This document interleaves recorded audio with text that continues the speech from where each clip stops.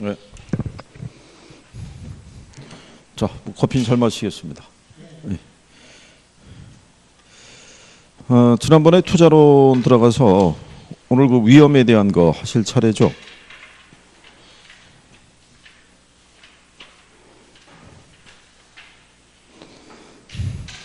241페이지 하시는 거예요? 예. 위험과 수익에 대해서. 이 투자론 쪽에서는 나오는 그 용어들이 전 단원에 걸쳐서 있기 때문에 기본적인 용어는 다 정리가 돼야 된다고 그렇게 생각하셔야 되겠고요. 제일 먼저 나오는 게 이제 위험에 대한 이 개념이라고 이렇게 나와 있는데요. 위험이라는 거는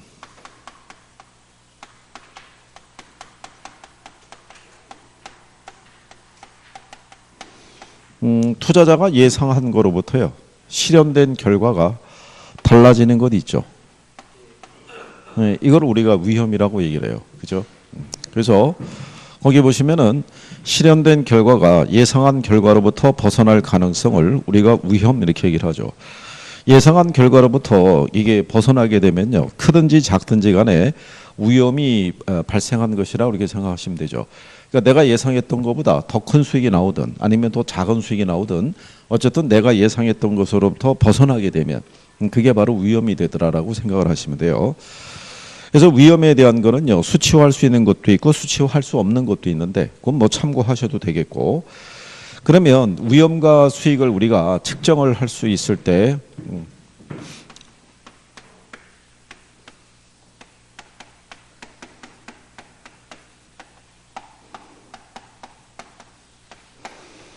일단은 이제 우리 교재에서는 위험에 대한 뭐 측정해서 먼저 나와 있어요. 그래서 투자 안의 위험은 표준 편차나 분산으로 측정이 가능하고요. 수익은 평균으로 측정할 수 있다라고 돼 있을 때 지난번에 한번 이제 다 해보신 거죠, 그렇죠? 그래서 분산은 이 표준 편차를 제곱해서 산정하니까 이것 또한 위험의 크기를 나타난다고 그랬을 때요. 제일 먼저 위험을 우리가 측정하게 되면요. 요거는 분산 또는 뭐로 측정할 수 있다는 거예요. 그러니까 분산이라는 거는 투자자가 예상했던 것으로부터 벗어나는 변동성에 대한 것을 나타내는 걸 우리가 분산. 그 다음에 표준 편차라는 것은 기대 수익으로부터 벗어나는 변동성의 크기를 측정한 것을 우리가 표준 편차라고 얘기하죠. 그래서 이게 표준 편차를 측정하거나 분산을 계산하거나 이런 식의 논리는 잘 언급은 안 된다고 생각하시면 돼요. 예전에 여러분 시험에 기대 수익률과 분산의 값을 구하라고 한번 출제한 적이 있었는데 오류가 발생해서 전항정답 처리되고 난 다음에 그 다음에는 출제가 되지는 않고 있어요. 그래서 여기를 만약에 여러분들에게 우리 교재상의 예제를 가지고 이런 식으로 우리가 계산을 하라고 그러면 계산 자체가 조금 힘들 수는 있어요. 그죠? 네. 우리가 수익의 위험에 대한 측정을 이렇게 할 때 지난번에 이제 이런 식으로 한번 설명해 드렸죠. 만약에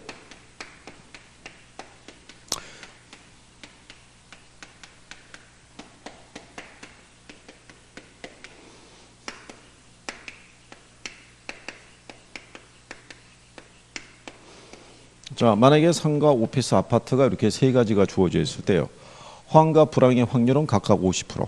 그죠? 그때 호황일 때는 한 16%, 불황일 때 6%, 여기는 12%, 4%, 그 다음에 8% 또는 2%. 뭐 이렇게 수익률이 주어져 있으면은 일단은 기대 수익률을 계산할 수는 있겠죠. 그죠? 네. 기대 수익률을 계산할 때는 두 가지가 있다고 했어요. 그죠? 하나는 확률 값이 50대 50으로 주면은 산술 평균이고 확률 값이 틀리면은 가중 평균한다라고 설명했었어요. 그죠? 근데 지금은 각각 50%씩 줬다라고 가정했을 때. 그죠? 그러면 상가의 기대 수익률은 몇 프로 나오겠어요? 상가의 기대 수익률은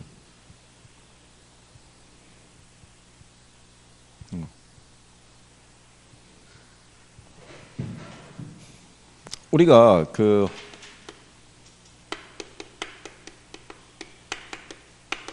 이 수익률의 측정은요. 이거는 확률 계산하는 거예요.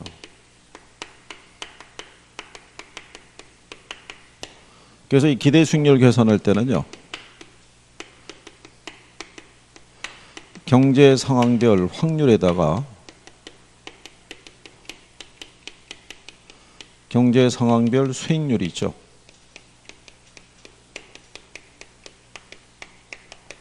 얘를 곱하면은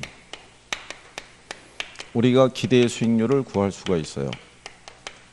근데 이게 평균이라는 의미인데, 자, 예를 들어서 요 확률이 있죠. 그죠? 확률에 대한 게 호황하고 불황에 대한 확률이 각각 50%씩 주어져요. 그랬을 때 호황일 때는 수익률이 한 8%, 불황일 때 4% 이렇게 주어지게 되면 이거 곱하시면 되거든요. 근데 얘도 100분율이고 얘도 100분율이면 계산의 편의를 위해서 한쪽은 소수로 바꿔요.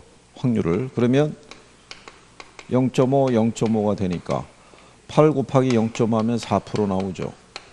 4 곱하기 0.5 하면 2% 나오죠. 그럼 얘를 갖다가 다 더하면 그러니까 이게 평균치죠. 그렇잖아요. 둘의 평균. 근데 이게 확률이 50대 50으로 주어져 있을 때는 굳이 이렇게 곱한 다음에 더하거나 할 필요가 없이 그냥 8하고 4를 더하면 12%죠. 12%의 절반이면 어떻게 돼요? 6%.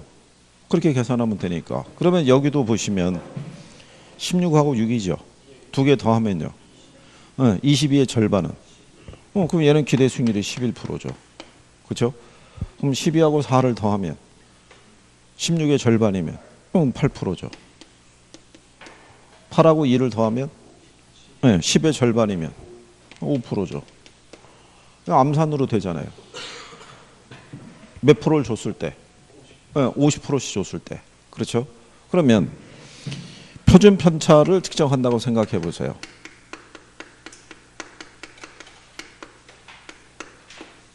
표준 편차를.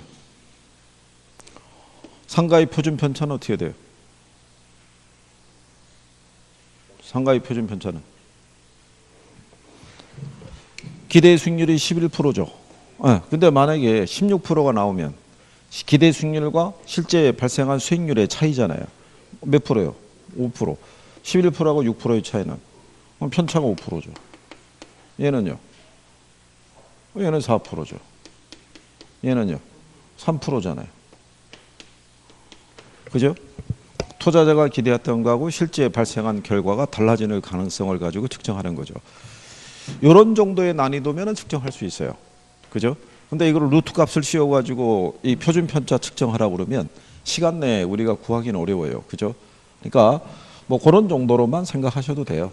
그래서 그 내용 정도로만 알아두시면 되고 뭐 계산 논리는 뭐 크게 신경 안 써도 되니까. 자, 그래서 그 다음에 이제 242페이지 가시면 그 박스 밑에 투자자의 위험에 대한 태도라고 나와 있어요. 그죠?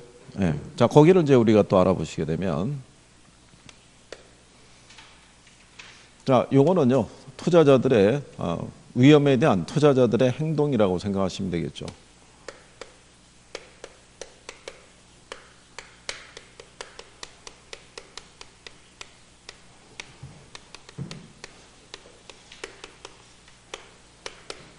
예전에는 위험에 대한 투자자에 대한 태도라고 그랬는데요. 근래는 이제 행동 이렇게도 번역을 했었어요. 자, 그러면 이 위험에 대한 투자자의 행동을 봤을 때요. 제일 먼저 나오는 게 뭐냐면 투자자들이 위험 혐오적인 행동이라는 걸 한다는 거죠. 투자자들의 위험 혐오적인 행동이라는 것은요. 요거는 기대 수익이 동일한 두 개의 투자 대안이 있으면 뭐가 작은 쪽을 선택한다는 얘기냐면요. 위험이 작은 쪽을 선택을 하는 거. 그거를 투자자들의 위험 혐오적인 행동이라고 얘기를 해요. 이거를. 자, 그러면 이렇게 위험 혐오적인 행동을 하는 투자자들이 있죠. 이 사람들은 위험을 감수하고 투자해야 하네요.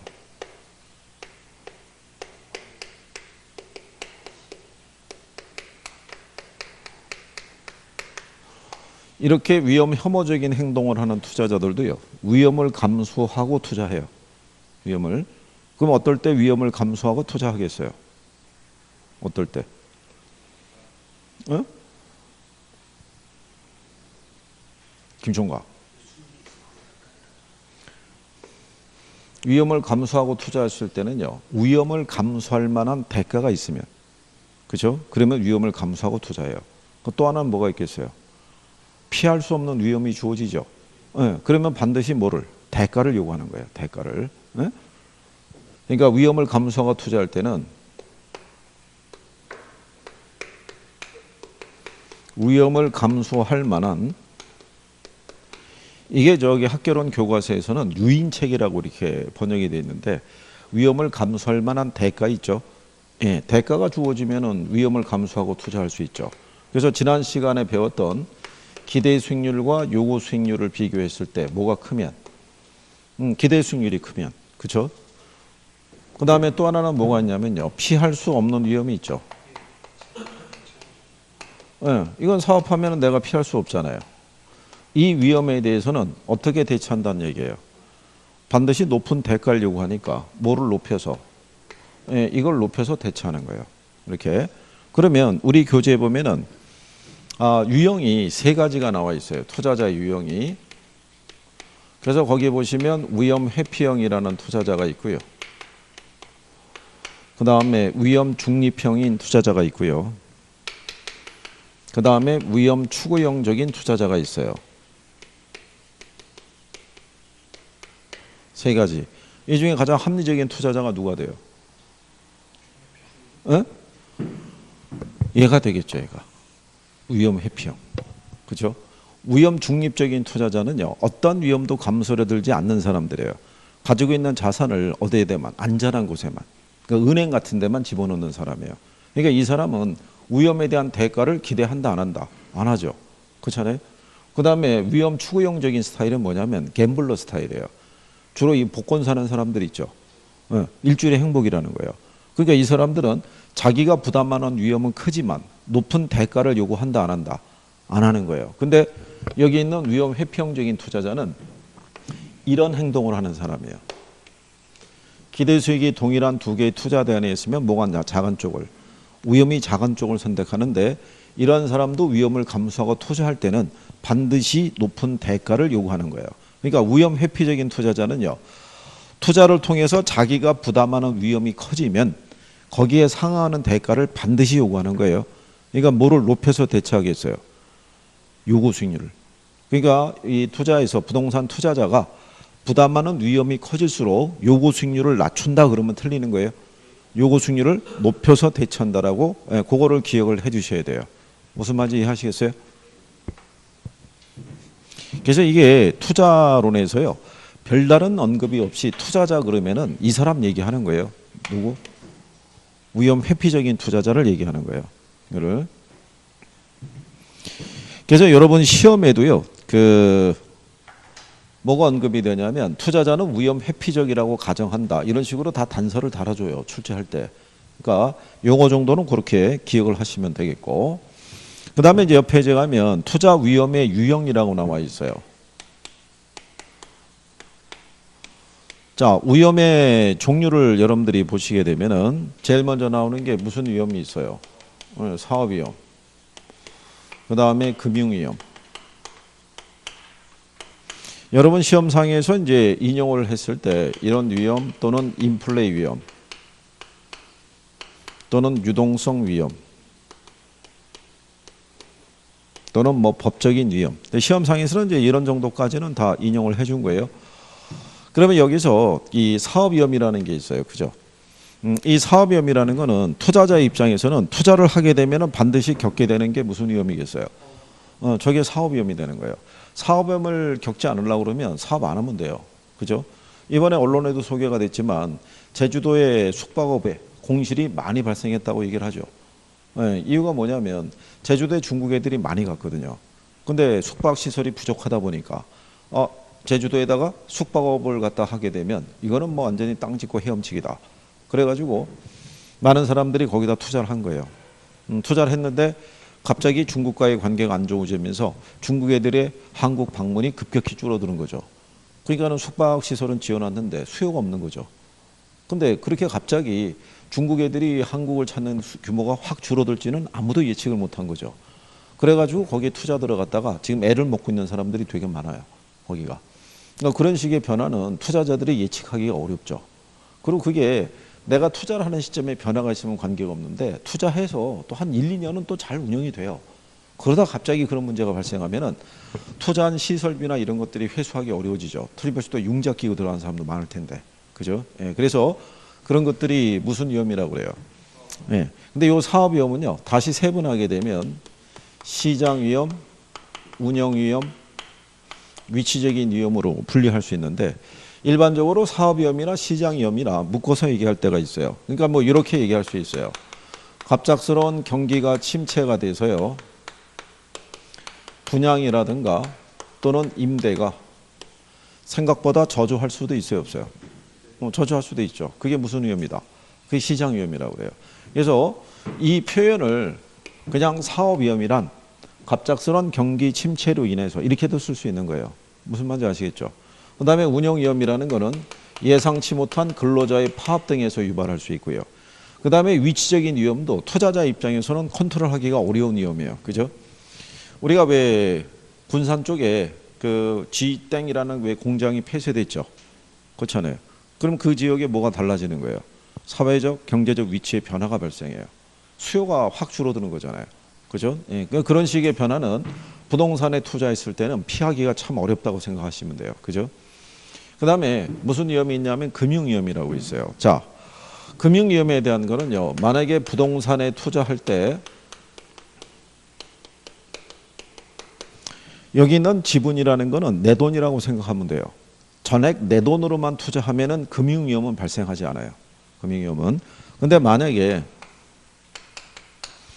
저당이라는 표현은 대출이라고 생각하시면 돼요. 뭐를 받아서 투자하면 대출을 받아서 투자하면은 무슨 위험이 발생하는 거예요? 금융 위험이 발생하는 거예요. 그죠? 그럼 우리는 왜 융자를 끼고 투자하겠어요? 융자를 끼고 투자하는 이유가 응? 자, 우리가 돈을 대출 받는다는 얘기는 그죠? 금융을 조달한 거잖아요. 자금을 융통한 거잖아요. 자금을 융통한 이유 중에 하나가 뭐냐면 부동산이라는 거는 우리가 분할해서 투자할 수가 없어요. 일시에 많은 돈이 들어가니까. 주택을 거래할 때도 마찬가지잖아요. 그죠? 네, 그렇기 때문에 우리는 일부는 뭐를 해서 대출을 받아서 투자가 들어가요. 그죠? 그럼 대출을 받아서 들어갈 때는 무슨 효과를 기대하는 거예요? 지렛대 효과를 기대하죠. 그렇잖아요. 그래서 우리가 전세금이라든가 아니면 융자를 끼고 들어가는 것은 지렛대 효과를 기대하고 투자하는 건데 잘못되면은 상환에 대한 부담만 커질 수 있잖아요. 그죠? 네, 그래서 이 저당을 수반을 하게 되면 무슨 위험이 발생한다는 거예요? 금융 위험이. 근데 전액 내 돈으로만 투자하면은 무슨 위험은 발생하지 않는다. 금융 위험은 발생하지 않는 거예요. 이해하시겠나요? 네, 그래서 여러분들이 그 243페이지에 밑에서 두 번째 줄에 가면 동그라미 디귿에 이렇게 놨죠. 그러므로 투자 금액을 전부 자기 자본으로 조달했을 경우에는 금융적 위험은 존재하지 않는다라고 해놓은 거예요. 그죠? 네, 그래서 그렇게 이해를 하시면 되죠. 그렇죠? 네. 그 다음에 이제 뒤로 넘어가면 정부의 어떤 이제 법적인 이제 규제에 따라서도 리스크에 대한 부분이 또 달라질 수도 있죠. 정부가 이번에 대출 규제를 강화하거나 뭐 이런 부분에서 나타날 수 있고요. 그 다음에 이제 무슨 위험이 있냐면 인플레 위험이라고 있어요. 그죠? 자, 예상치 못한 인플레가 높게 발생하게 되면 투자자 입장에서는 수익률이 그만큼 어떻게 돼요? 떨어지겠죠. 그렇잖아요. 우리가 인플레가 발생하게 되면요. 돈을 빌려준 사람과 돈을 빌려 쓴 사람이 있으면 누가 손해겠어요? 응? 인플레가 발생하면. 인플레가 발생하면 화폐의 구매력이 떨어지는 거예요. 그러니까 예를 들어서 이런 거예요. 간단하게 2015년에 A에게 5천만 원을 대출을 해줬어요. 근데 이때는 요 5천만 원 가지고요. 뭐 살 수 있었냐면 그랜저 승용차를 살 수 있었어요. 그죠? 그런데 이 사이에 인플레가 발생해서 2019년에 A가 빌린 돈을 상환을 해요. 그죠? 근데 그 사이에 인플레가 심하게 발생해서 돈의 가치가 떨어졌어요. 그 5천만 원을 상환을 받았을 때 그 5천만 원 가지고 지금은 소나타밖에 못 사는 거예요. 그러니까 뭐가 떨어진 거예요? 돈의 가치가 떨어진 거죠. 그런데 문제는 이 사이에 인플레가 발생했을 때 은행에서 돈을 빌려주는 과정에서 변동 이자율로 돈을 빌려줬으면 중간에 인플레가 발생하더라도 이자율을 조정을 해가지고 그 손실을 보전을 하겠는데, 만약에 무슨 이자율로 대출해주면 고정 이자율로 대출해주게 되면 손실을 복구할 길이 없어요. 이자가 똑같이 적용하니까. 그래서 인플레 위험에 대처하기 위해서 대출자 있죠. 여기서의 대출자는 누구 얘기하겠어요? 대출자는 대출자는 누구? 은행과 같은 금융기관 얘기하는 거예요. 금융기관의 입장에서는 자, 고정 이자율과 무슨 이자율이 있을 때, 변동 이자율이 있으면 무슨 이자율로 대출해야지만 인플레 위험을 줄일 수 있어요? 변동 이자율로. 고정 이자율로 대출해주면은 인플레 위험을 줄일 수 있다, 또는 차입자에게 전가시킬 수 있다 그러면 틀리겠죠. 그렇게 해서 여러분 시험에 2번 물어본 거예요. 그러니까 요거는 그거 이해를 해야 되고, 그렇죠? 그 다음에 유동성 위험이라고 있어요. 그죠? 유동성이라는 건 뭐 얘기하겠어요? 유동성이라는 건 현금이 부족한 거예요. 현금을 얘기하는 거예요. 현금. 이번에 왜 뭐 항공사가 유동성 부족 문제로 지금 어려움을 겪고 있다고 얘기하죠. 그러니까 뭐가 부족한 거예요? 현금이 부족한 거예요. 그죠? 그러면 부동산이라는 거는 고가의 실물 자산인 거예요. 그죠? 그러니까 내가 원하는 식의 현금하는 게 쉬워요, 어려워요? 어렵다는 얘기죠. 예를 들어서 어떤 사람이 5억짜리 부동산 하나 갖고 있는데 4월 30일까지 현금 3억이 필요해요. 이거 못 만들면 부도예요. 그죠? 근데 이거를 보름 사이에 5억짜리 물건을 바로 팔 수 있다 없다? 5억에 팔기는 쉽지 않다는 얘기죠. 내가 원하는 식의 현금 하려고 그러면 이거 싸게 내놔야 되겠죠. 그죠? 그래서 현금하는 과정에서 발생하는 자산 가치의 손실 가능성을 우리가 무슨 위험이라고 그런다? 유동성 위험, 이렇게 얘기를 해요. 무슨 말인지 아시겠죠? 예, 그래서 그렇게 정리하시면 되겠고, 그 다음에 이제 그 밑에 가면 수익률에 대한 부분이 나와 있어요.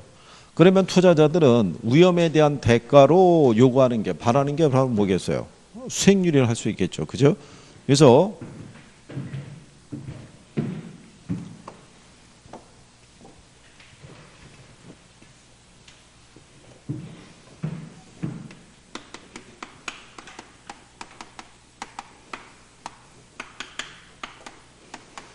요 수익률이라는 거는 투자자들이 투자를 할 것인지 말 것인지를 결정할 때 가장 중요한 변수로 쓰는 게 수익률이에요. 그죠? 그러니까 수익률이라는 것은 투자 자본에 대한 투자 수익의 크기로 측정하는 게 우리가 수익률이라고 얘기를 해요.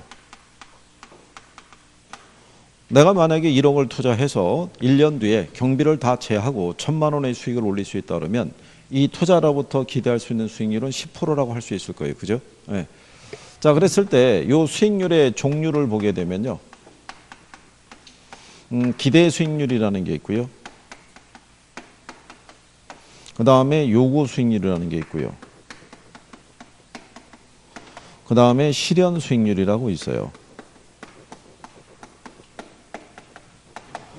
자, 그때 우리가 지난번에 설명한 거죠. 기대 수익률하고 실현 수익률, 요구 수익률하고 실현 수익률이 있죠. 네. 이 경우는 투자해야 하네요. 이 경우는 투자해야 하네요.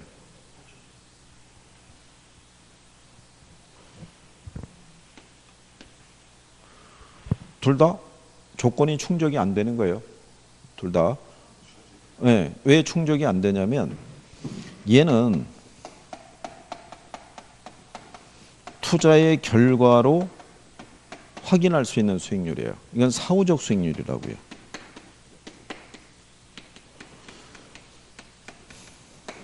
여기는 얘네 둘은 사전적 수익률이에요. 그러니까 투자자가 투자를 할 것인지 말 것인지를 결정할 때는 얘하고 비교를 하는 게 아니라 얘하고 얘를 비교하는 거예요. 뭐하고 뭐를? 기대 수익률하고 요구 수익률을 비교하는 거예요. 그렇게 비교해서 기대 수익률이 요구수보다 크다라는 판단이 되면 위험을 감수하고 투자하는 거예요. 그러면서 그 투자에 대한 결과로 나타나는 게 무슨 수익률이다. 그게 실현 수익률인 거예요. 그러니까 투자를 결정할 때는 얘는 확인할 수가 없는 거예요. 이건 결과가 나오는 거예요. 결과를 통해서 나오는 거니까. 그러니까 투자 여부를 판단할 때는 기대 수익률과 요구 수익률의 비교를 통해서. 그래서 기대 수익률이라는 거는 투자로부터 예상되는 수익과 지출을 토대로 측정하는 그런 수익률이고요. 다른 말로 내부 수익률이라고도 얘기를 해요. 그리고 요구 수익률은요, 다른 말로 외부 수익률이라고도 얘기를 하고요. 요거는 투자 자본에 대한 기회비용의 성격을 갖고 있고요. 투자를 하기 위해서 충족되어야 할 최소한의 수익률을 얘기를 해요. 요거를 최대한의 수익률이라고 한번 틀리게 출제한 적도 있어요. 이게. 자, 그랬을 때 우리 교재에서는 기대 수익률을 구하는 방법이라고 나와 있죠. 그죠? 예. 근데 그거는 조금 아까 우리가 해본 거예요. 그죠? 요 기대 수익률 산정할 때 확률 값을 50대 50으로 주면 산술 평균이에요. 근데 확률 값이 서로 다르면 무슨 평균 한다? 가중 평균 하면 되는 거예요. 그죠? 요렇게 기대 수익률을 계산할 때는 경제 상황별 확률에다가 경제 상황별 수익률을 곱해서 계산하는 거예요. 근데 만약에 확률 값을 호황과 불황을 각각 50%씩 주죠. 50%씩 주면 호황일 때는 8%, 불황일 때는 4%의 수익률이 예상이 될 때, 그러면은 8 곱하기 이게 50%니까 절반이니까 4% 나오죠. 4 곱하기 0.5니까 50%니까 2% 나올 거 아니에요. 그러면 호황과 불황에 대한 확률이 50대 50일 때, 각각 8%, 4%일 때는 평균적인 수익률이 몇 프로로? 6% 이렇게 나오는데 50대 50이면은 요 과정을 거치지 않고 8하고 4를 더하면 12% 나오죠. 12의 절반이면 6% 나오잖아요. 그러니까 50대 50이면 그냥 산술 평균인 거예요. 두 개 더해서 나누기 2. 무슨 말인지 이해하시겠어요? 네, 근데 확률 값이 서로 틀릴 수가 있잖아요. 그럼 거기 245쪽에 하단에 가면 예제 하나 나와 있죠. 가상적인 아파트 투자 사업에 대해서 미래의 경제 환경 조건에 따라 추정된 수익률의 예상치가 아래와 같다고 가정할 때 기대 수익률은 이렇게 물어봤죠. 근데 여기는 조건이 이렇게 세 가지 주어져 있는데요. 비관적, 정상적, 그 다음에 낙관적. 이렇게 주어져 있는데 확률이 틀리잖아요. 20%, 60%, 20% 이렇게 줬잖아요. 이거는 다 더해서 나누기 3 할 수는 없다는 얘기예요. 그죠? 그럼 얘는 다 계산을 해야 돼요. 여기 얘는 4%, 얘는 8%, 얘는 몇 프로? 13% 이렇게 줬잖아요. 그러면 얘도 100분율이고 얘도 100분율일 때는 계산상의 편의를 위해서 한쪽을 소수로 이렇게 바꿔줘야 돼요. 그래야지 암산으로 우리가 계산할 수 있어요. 그죠? 그러면 4 곱하기 0.2 하면은 0.8% 나와요. 그죠? 8 곱하기 0.6 하게 되면 4.8% 나오죠. 13 곱하기 0.2 하면은 2.6% 이렇게 나오죠. 그럼 얘네 다 더하면은 8.2% 나와요. 그죠? 그러면 얘네는 다 가중치가 틀리니까. 그죠? 가중 평균에서 구해야 되는데 이런 식의 배열일 때는 그냥 곱해도 돼요. 4 곱하기 20 하면은 80 나오고요. 8 곱하기 60 하면 480 나오고요. 13 곱하기 20 하면은 260 나와요. 그러면 다 더하면은 820 나와요. 그러면 점 찍어도 똑같아요. 그죠? 근데 출제를 할 때는 항상 이런 배열로만 주진 않아요.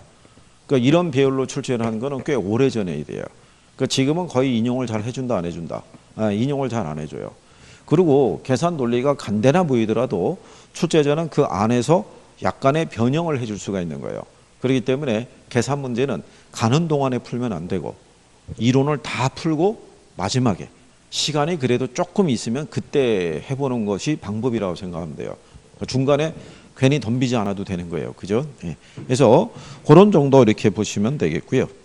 우리가 여기서 기억해야 될 것은 이거 계산하는 것보다 거기 246페이지에 가면 중간에 양가로 3번에 보면 기대 수익률과 요구 수익률의 관계라고 해놨죠. 예, 그거를 별표하는 거예요. 그거를.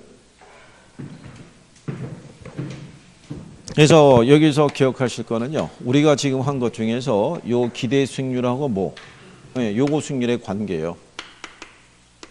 여기는 출제자들이 시험상에서 자주 인용을 하기 때문에 그 관계는 꼭 기억을 하셔야 돼요.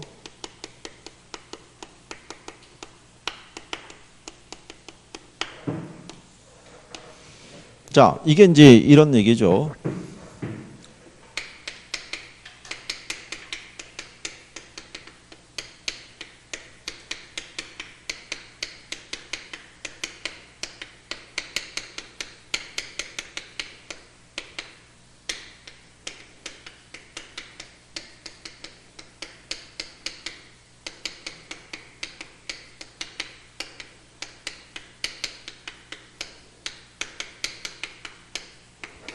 자, 첫 번째 기대 수익률이 요구 수익률보다 클 때 있죠. 투자해야 하네요. 자, 요구 수익률이 기대 수익률보다 작으면 투자해야 하네요. 아니 뭘 고개를 또 가로젓고 있어요. 이거나 똑같은 표현인데 아니 기대 수익률이 요구보다 크거나 요구 수익률이 기대 수익률보다 작거나 똑같은 표현이잖아요. 에? 무슨 말인지 아시겠어요? 출제자들이 위에 거로 요렇게도 쓰기도 하지만 밑에 거로 쓰기도 한다고요. 그죠? 그러면 우리는 항상 이거 하나만 정리가 돼 있고 이렇게 나오면 틀리다는 얘기는 여기를 확실히 이해를 못했다는 얘기라고요. 그러면은 그날의 컨디션에 따라 틀리고 맞고 틀리고 이게 나오는 거예요. 그러면 우리가 가장 주의해야 될 게 뭐냐면 실수와 착각으로 틀리면 안 된다고요. 그나마 맞을 수 있는 점수가 제한적인데 거기서 실수와 착각까지도 더해지게 되면 그렇잖아요. 아니 이 바닥에 머무는 시간이 길어질 거 아니에요. 그죠? 아니 우리가 뭐 여기에 한 5년 있겠다고 들어온 것도 아니고 그죠? 그냥 오래 떠나고 싶은 거 아니겠어요? 그죠? 그래서 여기를 꾸준히 물어보니까 그래서 기대 수익률과 요구 수익률의 관계를 보면 기대 수익률이 요구 수익률보다 크면은 투자를 채택을 해요. 근데 반대의 경우에는 뭐 하는 거예요? 기각한다고요. 이게 같아지는 상태가 우리가 균형 상태라고 얘기를 해요. 그리고 이제 나중에 여러분들이 또 하시겠지만 기대 수익률이 요구 수익률보다 크다는 얘기는요. 투자 가치 있죠. 예, 투자 가치가 시장 가치보다 크다라는 얘기예요. 그러니까 이게 같은 맥락이라고 보시면 돼요. 그러면 만약에 기대 수익률이 요구 수익률보다 작다는 얘기는 투자 가치보다는 무슨 가치가 크다, 시장 가치가 크다라는 논리하고 똑같아요. 이거는 나중에 이제 우리가 5월 달쯤에 강의할 때 정리를 해드리고요. 일단은 이 과정을 여러분들이 알아야 되는 거라고요. 그죠? 이거. 그래서 우리가 지난번에 예를 들어서 설명을 했었잖아요. 요구 수익률하고 비교할 때. 우리가 그때 이런 식으로 간단하게. 자, 여기 보면 시장 가치가 10억인 부동산이 있는데요. 10억이라는 돈을 투자하게 되면 이 사업에서는 경비를 제하고 1억의 수익을 낼 수 있대요. 그죠? 그러면 10억을 투자해서 1억의 수익을 우리가 기대할 수 있으니까 이 투자 사업으로부터 기대할 수 있는 수익률이 몇 프로? 10%예요. 근데 만약에 A라는 사람이 현재 자산이 5억이 있어요. 5억을 가지고 3억은 다른 곳에 투자해서 한 5%의 수익을 내고 있고요. 2억은 은행에다가 예금을 들어서 역시 또 한 5%의 수익이 나오고 있어요. 그죠? 그럼 이 사람은 5억 투자해서 수익률이 몇 프로겠어요? 응? 5억 투자해서 수익률이 몇 프로예요? 여기서 또 10%라고 하면 안 되는 거예요. 응? 그냥 5%예요, 5%. 왜 5%냐면 분리돼 있잖아요, 지금. 5억을 투자해서 5%, 5억을 투자해서 5%가 아니라 3억 투자해서 5%, 2억 투자해서 5%니까 전체 수익률은 5%밖에 안 나온다고요. 3억에 5%면 얼마겠어요? 1,500이죠. 2억에 대한 5%면 1,000이잖아요. 그럼 두 개 합하면 얼마예요? 2,500이잖아요. 5억 투자해서 2,500이면 5% 수익률밖에 안 나오는 거잖아요. 그렇죠? 그러면 이 같은 논리로 운영한다 그러면 이 사람이 어디선가 5억을 또 조달해서 같은 방법으로 투자 운영해봐야 플러스 2,500밖에 안 되겠죠. 그렇잖아요. 그러면 5억을 투자했고 5천밖에는 수익이 10억을 투자해가지고 5천밖에는 수익이 안 나오니까 여전히 수익률이 5%일 거 아니에요. 근데 여기다가 10억을 투자하면 수익률이 10%잖아요. 그러니까 누가 권유하는 거예요. 여기다 투자하라고. 그러면 이 사람이 여기다 투자하기 위해서는 지금 현재 올리고 있는 요 수익은 포기해야 되겠죠. 얘를 선택함으로써. 그러니까 얘를 선택하면서 포기한 이게 하나의 기회비용 역할을 해줘요. 그죠? 근데 이 사람이 여기다 투자하려고 그러면 10억이 필요하잖아요. 근데 가지고 있는 돈은 5억밖에 없잖아요. 그럼 이 사람은 필요한 부분을 5억을 융자를 받아야 돼요. 그럼 융자를 받으면 이자 줘야겠죠. 이자율이 8%래요. 그럼 5억에 8%면은 이자만 4천 줘야겠죠. 그러면 이거는 이 사람이 추가적으로 감수해야 되는 뭐예요? 위험인 거예요. 그러면 이 사람이 여기다 투자하려고 그러면 자기가 포기한 기회비용과 추가적으로 감수하는 위험에 대한 대가는 나와야 되잖아요. 그러면 2,500하고 4,000 합하면 6,500이죠.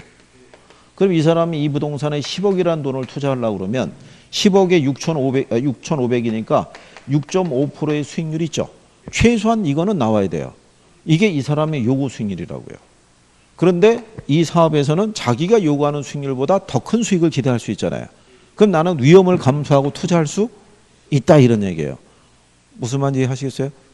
그런데 내가 요구하는 수익률이 16.5%인데 여기선 기대할 수 있는 게 10%밖에 안 되죠. 그럼 내가 굳이 위험을 감수하고 투자할 이유가 없잖아요. 그러니까 반대 경우는 기각한다는 얘기예요. 무슨 말인지 이해하시겠어요? 그러면 실전에서 이런 내용은 안 나와요. 이런 내용은. 이거를 납득을 시켜주기 위해서 예를 들어드리는 거예요. 예를. 그래서 아까처럼 문장이 바뀌더라도 문맥이 바뀌더라도 틀리거나 그러면 안 된다는 얘기예요. 에?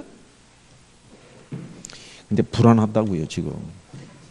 불안해서 이게 지금만 한 게 아니라 지난번에도 이거 했다고요. 지난번에도. 그죠? 그래서 여기는 이해를 해 주셔야 된다고 그 얘기를 한 거예요. 그죠?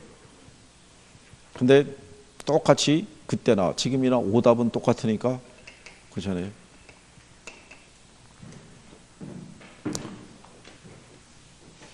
어쨌든 이거 기억해야 돼요. 그래야지 나중에 우리가 문제를 또 맞출 수 있으니까. 그 다음에 옆 페이지에 가시면은 위험과 수익 가치의 관계 뭐 이렇게 돼 있어요.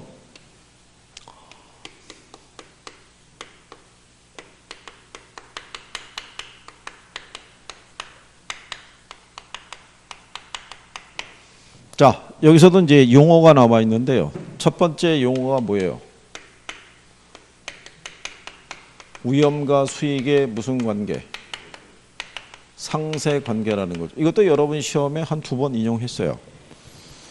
용어로서. 네. 그러면 위험과 수익의 상세 관계라는 건요. 일반적으로 위험과 수익은 무슨 관계라고 할 수 있어요? 비례 관계인 거예요. 자, 투자자 입장에서는요. 투자를 통해서 내가 부담하는 위험이 크면은 당연히 모두 크고요. 수익도. 부담하는 위험이 작으면은 모두 작다. 예. 수익도 작다라는 논리인데 이게 항상 일치하진 않아요.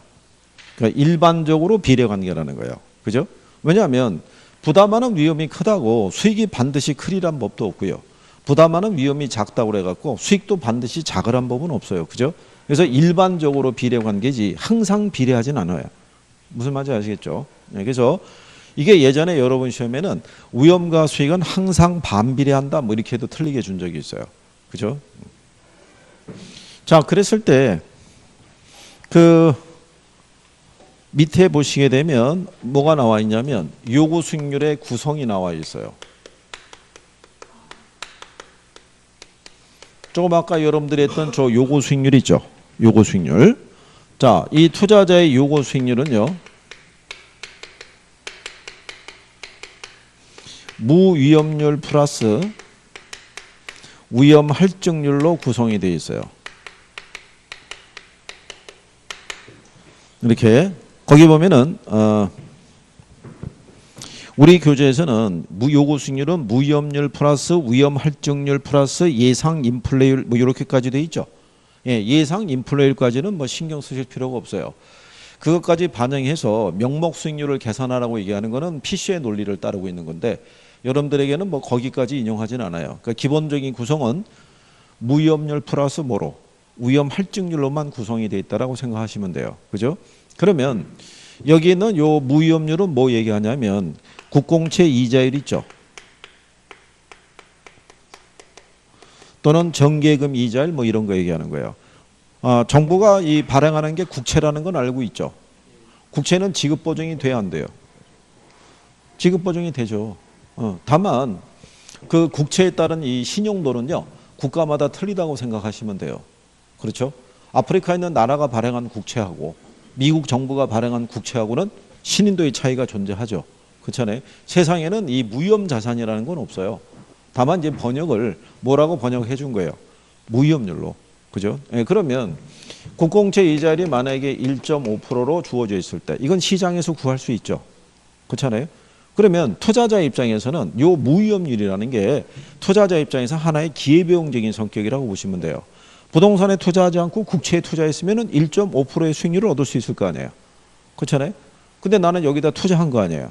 그러면 기본적으로 내가 포기한 뭐 기회비용에 대한 대가는 기본적으로 들어가야 되고 그 다음에 내가 투자하면서 추가적으로 감수해야 되는 위험이 있죠.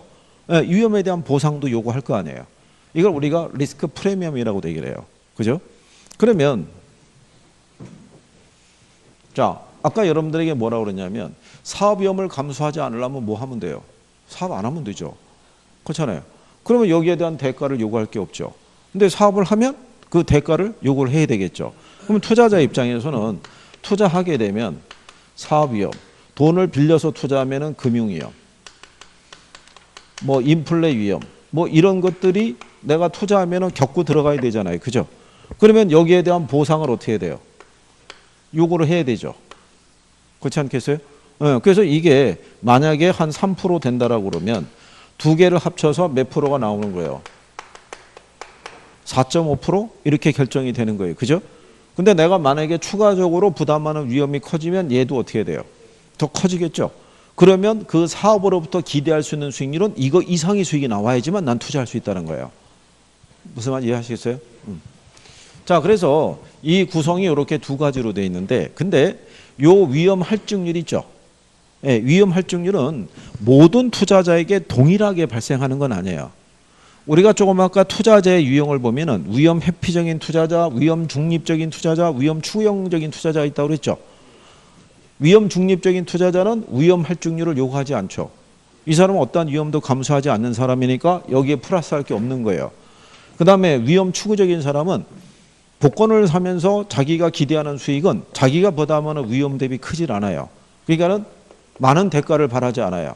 근데 위험 회피적인 투자자는 자기가 부담하는 위험에 대해서는 반드시 높은 대가를 요구하는 거예요. 그러니까 투자자 개인의 위험에 대한 태도에 따라 위험 할증률의 크기는 달라지죠. 그래서 요구 수익률이라는 게 투자자의 주관적 수익률이라고 얘기를 해요. 무슨 말인지 이해하시겠어요?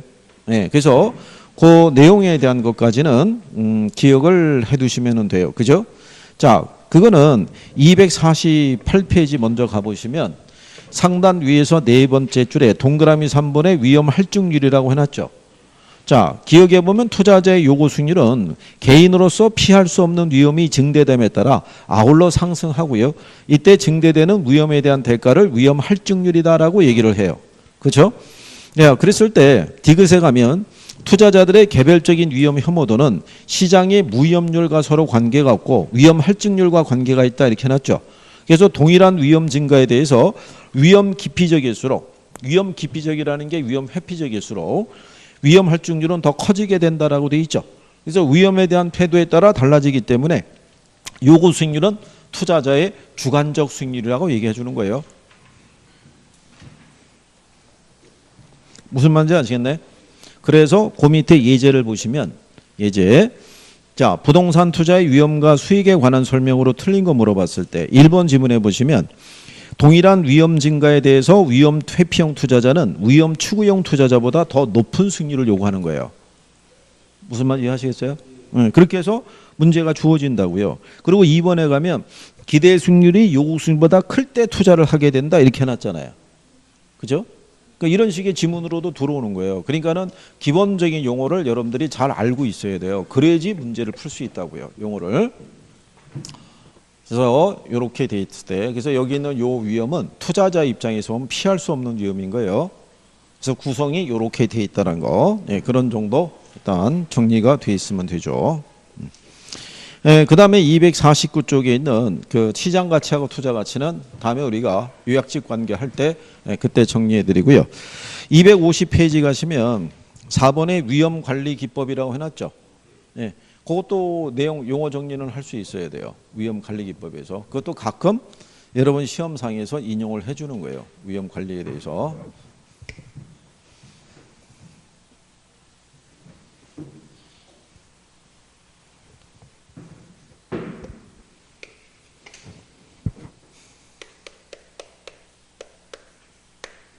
그러니까 이게 투자론에 들어오면요, 웬만한 거는 용어상에서 다 기억해야 돼요. 이게. 자, 우리가 지난번에 위험을 관리하는 것을요, 위험을 회피하는 게 있고요, 위험을 축소하는 게 있고요, 위험을 전가하는 거 있다 라고 해서 그때 한번 설명했던 거 기억하시나요? 이거? 자, 우리가 많은 사람들은 자기가 벌이고 있는 사업 또는 직장, 자기의 건강 또는 가족, 이렇게 연관성이 있을 때 만약에 미래 이 중에 어느 하나라도 잘못되면 나에게 많은 피해가 올 수 있겠죠. 그렇잖아요. 근데 일반인들은 미래를 볼 수는 없잖아요. 그럼 미래 이런 불확실성에 대처하기 위해서 일반인들이 어떻게 미래 이런 리스크에 대한 부담을 떨치려고 해요? 어? 우리 그때 얘기했잖아요. 어디에 가입하면서? 보험에 가입하면서. 그게 위험을 전가하는 거예요. 미래의 불확실성에 대처하기 위해서. 그래서 이렇게 보험에 가입함으로써 투자자들의 입장에서는 위험을 누구에게 전가시키는 거예요? 제3자에게. 그 다음에 위험을 회피한다는 것은 무슨 의미예요? 위험한 투자를 제외하는 거예요. 그러니까 투자자는 어떠한 위험도 감수하려 들지 않는 스타일을 얘기를 하는 거예요. 그러면 이 사람은 위험한 투자를 뭐 한다는 얘기는 이걸 제외를 하게 되면 이때 투자자가 얻을 수 있는 수익률은 이거밖에 없는 거예요. 뭐밖에? 무위험률밖에. 조금 아까 요거 수익률의 구성이 무위험률 플러스 위험 할증률이죠. 근데 위험을 부담하지 않으니까 투자자가 얻을 수 있는 건 이거 하나밖에 없는 거예요. 그렇죠? 자, 그래서 이제 그런 내용이고요. 그 다음에 이제 여러분 시험상에서 또 이 위험을 줄이는 방안에 대해서 가끔 물어봐요. 첫 번째가 뭐냐면 보수적 예측에 의한 기대 수익률의 하향 조정이에요. 여러분들 교재를 보시게 되면 251페이지 위에서 세 번째 줄에 있죠. 양가로 3번에 보수적 예측 방법, 그래서 기대 수익률을 하향 조정하는 방법 이렇게 해놨죠. 그러면 이거는 어떻게 쓰는 방법이냐면요. 투자 수익이 있죠. 투자 수익을 측정할 때 투자 수익이 최대가 있고 중간이 있고 최소가 있을 때 최대가 10%고요. 중간이 8%고 최소가 5% 이렇게 주어져 있으면 가장 수익이 작은 애를 선택하는 거예요. 그죠? 그러면 제일 작은 애를 선택한다는 얘기는 수익이 작으면 모두 작아진다는 거예요. 위험도 작아진다는 거죠. 그렇죠? 좀 아까 위험과 수익의 상세 관계라고 해봤죠. 위험과 수익은 비례 관계니까 투자자가 얻고자 하는 수익이 작으면 부담하는 위험도 적어질 것이란 얘기죠. 이렇게 하는 방법이 하나 있고요. 또 하나는 뭐가 있냐면 위험 조정 할인율을 사용하는 방법이에요. 자, 그런데 요 위험 조정 할인율 있죠. 네, 이게 투자자의 요구 수익률을 얘기하는 거예요. 요구 수익률을. 그러면 장래 기대되는 수익이 주어져 있을 때 그 수익에 대한 위험이 커지죠. 네, 그러면 요구 수익률을 어떻게 해야 돼요? 높여서 대처하는 거예요. 여기 얘기한 것처럼. 이 위험 자체가 피할 수 없는 위험이잖아요. 그러니까 장래 내가 투자를 통해서 수익을 기대할 수 있을 때 그 수익을 얻는 과정에서 내가 부담하는 위험이 커지면 높은 할인율을 적용을 하는 거예요. 그래서 요거는 자기가 부담하는 뭐가 커질수록 위험이 커질수록 뭐를 높여서 요구 수익률을 상향 조정해서 대처하는 방식이에요. 이거를 하향 조정한다면 틀리겠죠. 그렇죠? 그러니까 이거 상향 조정. 얘는 무슨 조정? 하향 조정한다는 거를 구별하시면 되겠고, 그 다음에 이 위험을 갖다가 또 줄이는 방법 중에서는요, 포트폴리오를 구성하거나 또는 평균 분산 분석 뭐 이런 걸 할 수도 있어요. 근데 위험을 줄이는 방안 중에 또 뭐가 있냐면요, 거기에 여러분들이 251페이지 하단을 가게 되면 양가로번의 민감도 분석이라고 있죠. 걔는 이제 위험을 갖다 뭐 하는 거냐면 통제하는 거예요. 그러니까 위험을 통제한다는 것의 대표적인 게 바로 민감도 또는 무슨 분석이 있다? 감응도 분석이라고 있어요. 그러면 얘는 뭐 얘기하는 거냐면요, 이 투자 수익에 영향을 미치는 변수들이 되게 많죠. 뭐 임대료도 있을 수 있고요, 영업경비도 있을 수 있고, 그 다음에 세금도 있을 수 있고, 감가상각 방법 다양해요. 그죠? 그러면 얘들이 하나하나가 변하면 투자 수익의 크기가 달라질 수 있어요, 없어요? 달라질 수 있겠죠. 그때 가장 투자 수익에 가장 크게 영향을 주는 변수 있죠. 네, 걔를 찾아서 집중적인 통제 및 관리를 하라는 얘기예요. 무슨 말인지 아시겠나요? 네, 그게 이제 무슨 분석을 통해서? 민감도 또는 감응도 분석을 통해서 우리가 파악할 수 있다는 얘기예요. 그러니까 예를 들어서 임대료를 한 5% 정도를 인상을 했더니 여기 있는 투자 수익이 있죠. 얘가 1.5%가 이렇게 늘어났어요. 또 영업 경비를 갖다가 이번에 한 8% 정도를 줄여봤더니 투자 수익이 1%가 늘어났어요. 근데 이번에 세금을 갖다가 한 5%를 이렇게 줄여봤더니 투자 수익이 한 3%가 늘어났어요. 그러면 투자 수익에 가장 민감하게 영향을 준 게 세금이잖아요. 그러면 다른 무엇보다도 무슨 대책을 마련하는 거예요? 절세 대책. 어떻게 하든 간에 세금을 줄이는 것만이 뭐를? 수익률을 가장 크게 높일 수 있다. 그러니까 이 부분에 대한 것만 집중적인 통제 및 관리하는 거예요. 그게 무슨 분석이다? 민감도 또는 감응도 분석의 논리다라고 생각하시면 되는 거예요.